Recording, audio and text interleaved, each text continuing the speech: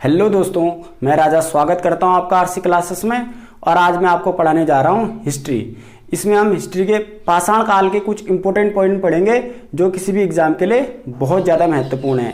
इसमें मैं आपको सिलेक्टेड पॉइंट ही बताऊंगा जो आज तक एग्जाम में बार बार रिपीट हुए हैं। और आपने क्या करना है, ये वीडियो अंत तक देखना है, क्योंकि आपको पता है हर एग्जाम में हिस्ट्री जरूर पूछी जाती है। तो दोस्तों आइए आज की क्लास शुरू करते हैं। पाषाण काल, इसमें हमारा सबसे पहला पॉइंट है जो मैं आपको पॉइंट टू पॉइंट बताऊंगा। सबसे पहले हमारा प्रागैतिहासिक काल। कभी कभी पूछा जाता है कि प्रागैतिहासिक काल की डेफिनेशन, तो इसकी डेफिनेशन या परिभाषा भी जिस काल का कोई लिखित साक्ष्य नहीं मिला है। जिस काल का लिखित साक्ष्य नहीं मिला है तो उसको हम क्या बोलेंगे, प्रागैतिहासिक काल। इसके बाद आता है आपका आद्य ऐतिहासिक काल। तो इसमें क्या हुआ, लिपि के तो साक्ष्य मिलेंगे, जैसे हमारी क्या है, लिपि हमारी क्या है, देवनागरी, भाषा हमारी हिंदी। तो आद्य ऐतिहासिक काल में लिपि के साक्ष्य तो प्राप्त हो रहे हैं, लेकिन क्या है, उनको हम पढ़ नहीं सकते हैं, किंतु वो पठनीय नहीं है। जो लिपि है उनको हम पढ़ नहीं सकते हैं। उसके बाद आता है ऐतिहासिक काल। अब इसमें क्या हो रखा है, हमें लिखित साक्ष्य प्राप्त हुए हैं। ये 3 पॉइंट थे जो मैंने आपको बता दिया। अब इसमें इंपॉर्टेंट पॉइंट देखिए, सर्वप्रथम 1863 ईस्वी में भारत में पाषाणकालीन सभ्यता का अनुसंधान आरंभ हुआ। अगर आपसे एग्जाम में पूछा जाएगा कि पाषाण काल का अनुसंधान भारत में कब प्रारंभ हुआ या खोज कब प्रारंभ हुई, तो 1863 आरंभ हुआ। उपकरणों की भिन्नता के आधार पर पाषाण काल को हमने कितने भागों में बांटा है, तो 3 भागों में बांटा है। हमारा पुरा पाषाण काल, तो पुरा पाषाण काल का टाइम कितना है, 25 लाख ईस्वी पूर्व से 10,000 ईस्वी पूर्व, ये औसतन है। इसके बाद है मध्य पाषाण काल, तो 9,000 से 4,000 ईस्वी पूर्व। इसके बाद है नव पाषाण काल, तो 7,000 से 3,000 ईस्वी पूर्व। ये सन तो पूछा नहीं जाएगा, लेकिन हाँ पूछा जा सकता है कि कितने भागों में बांटा गया है। इंपॉर्टेंट पॉइंट ये है, भारतीय प्रागैतिहासिक काल को उद्घाटित करने का श्रेय किसको जाता है, तो डॉक्टर प्राइमरोज को जाता है, क्योंकि प्रागैतिहासिक जो टाइम है इसमें खोज किसने करी, डॉक्टर प्राइमरोज ने। लेकिन क्या है, पूरा पाषाण कालीन उपकरण सर्वप्रथम किसको प्रारंभ हुआ, तो आप क्या बोलोगे, रॉबर्ट ब्रूस फुट को।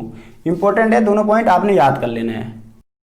अब हमारा नेक्स्ट है, मनुष्य द्वारा सबसे पहले पाला गया जानवर। अगर आपसे एग्जाम में पूछा गया मनुष्य द्वारा सबसे पहला पाला गया जानवर, तो आप क्या बोलोगे, कुत्ता।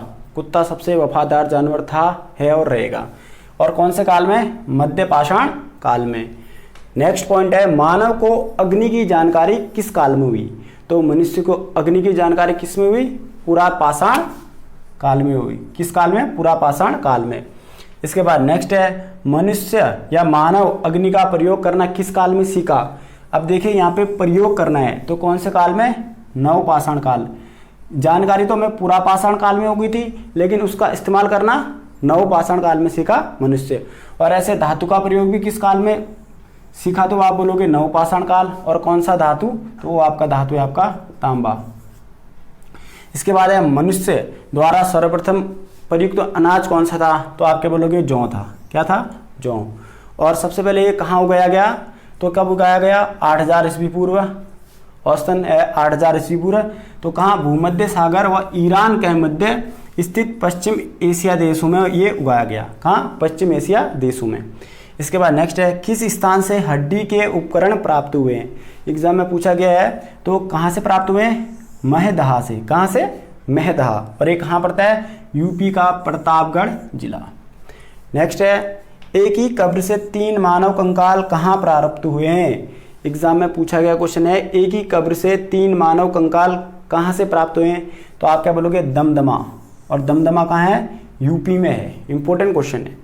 इसके बाद है, प्राचीनतम चावल के साक्ष्य वाला स्थल, तो आप क्या बोलोगे, कोल्डी हवा। क्या बोलोगे, कोल्डी हवा से हमें प्राचीनतम चावल के साक्ष्य प्राप्त हुए हैं। और ये कहाँ पड़ता है, इलाहाबाद यानी प्रयागराज में पड़ता है। इसमें हमारा नेक्स्ट पॉइंट है, पशुपालन प्रारंभ कब हुआ। और एग्जाम में ये भी पूछा जा सकता है कि पशुपालन प्रारंभ किस काल में हुआ, तो आप क्या बोलोगे, मध्य पाषाण काल में। इंपॉर्टेंट है। और भारत में कहाँ, तो भारत में आदमगढ़। और आदमगढ़ कहाँ पड़ता है, ये मध्य प्रदेश के होशंगाबाद में पड़ता है। और एक दूसरी जगह है बागोर। बागोर कहाँ पड़ता है, राजस्थान में। और राजस्थान के कहाँ, भीलवाड़ा में। इंपॉर्टेंट पॉइंट है दोस्तों, याद कर लेना है। इसके बाद नेक्स्ट है धातुओं में सबसे पहले किसका प्रयोग हुआ है? तो धातुओं में सबसे पहले किसका प्रयोग हुआ है? तांबा का प्रयोग हुआ है। इसके बाद है भारतीय उपमहाद्वीप में कृषि के प्राचीनतम साक्ष्य या प्रमाण कहां से प्राप्त हुए हैं? बहुत ज्यादा इंपॉर्टेंट है, बहुत ही ज्यादा। तो भारतीय उपमहाद्वीप में कृषि के प्राचीनतम साक्ष्य कहां से मिले हैं? तो लहुरा देव। और लहुरा देव कहां पड़ता है? तो हमारा उत्तर प्रदेश में पड़ता है। कहां पड़ता है? उत्तर प्रदेश में। और यहां से क्या है, 9000 से 7000 ईस्वी पूर्व के ये इसमें प्रमाण मिले हैं। और इसमें क्या हो रखा है? चावल के साक्ष्य प्राप्त हुए हमें। किसके? चावल के साक्ष्य। और लेकिन इससे पूर्व कृषि साक्ष्य वाला स्थल कौन सा था अगर आपसे पूछा जाएगा तो आप क्या बोलोगे? मेहरगढ़। और मेहरगढ़ कहां पड़ता है आपका?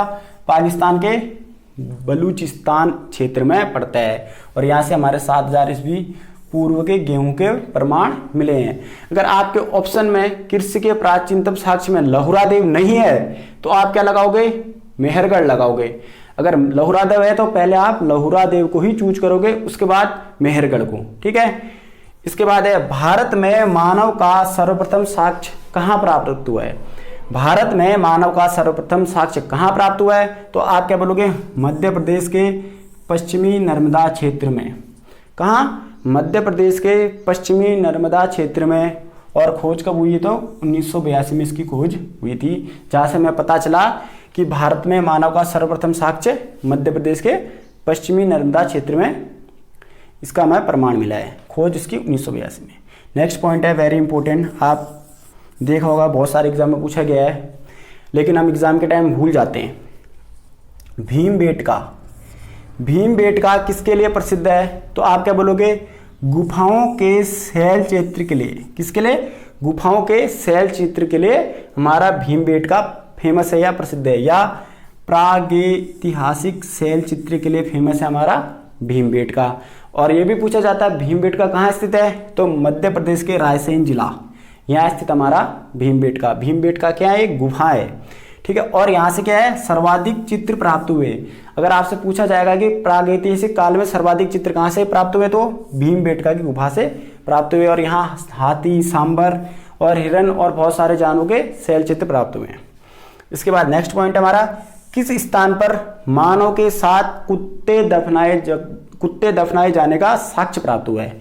किस स्थान पर मानव के साथ कुत्ते दफनाए जाने का साक्ष्य प्राप्त हुआ है? आप क्या बोलोगे? बुर्जहूम। क्या बोलोगे? बुर्जहूम। और ये कहाँ है हमारा? जम्मू कश्मीर के श्रीनगर में। इंपॉर्टेंट है। इसके बाद है भारतीय पुरातत्व का जनक। Very important. भारतीय पुरातत्व का जनक तो अलेक्जेंडर कनिंघम। क्या हुआ इसका नाम? Alexander Cunningham. इसके बाद है राष्ट्रीय मानव संग्रहालय स्थित है। बहुत ज़्यादा एग्जाम में पूछा गया है, तो यूपीएससी, पीसीएस, यूकेएसएससी बहुत सारे एग्जाम में। तो कहाँ है राष्ट्रीय मानव संग्रहालय? भोपाल में स्थित है। भोपाल कहाँ? मध्य प्रदेश में। और इसका नाम बदलकर अब क्या कर दिया गया है? इंदिरा गांधी राष्ट्रीय मानव संग्रहालय। इसका है अब इंदिरा गांधी राष्ट्रीय मानव संग्रहालय। दोस्तों इसके साथ आज की क्लास हमारी यहीं पे समाप्त होती है। आज मैंने आपको पाषाण काल यानी हिस्ट्री के कुछ इंपॉर्टेंट पॉइंट बताए जो एग्जाम के पर्पज से बहुत ज़्यादा इंपॉर्टेंट है। तो दोस्तों आज की क्लास हमारी यहीं पे समाप्त होती है। अगर आपको हमारे टॉपिक और हमारा चैनल पसंद है तो ज़्यादा से ज़्यादा इसको शेयर करें, सब्सक्राइब करें, लाइक करें, कमेंट करें। Thank you so much. मिलते हैं बहुत जल्द। जय हिंद।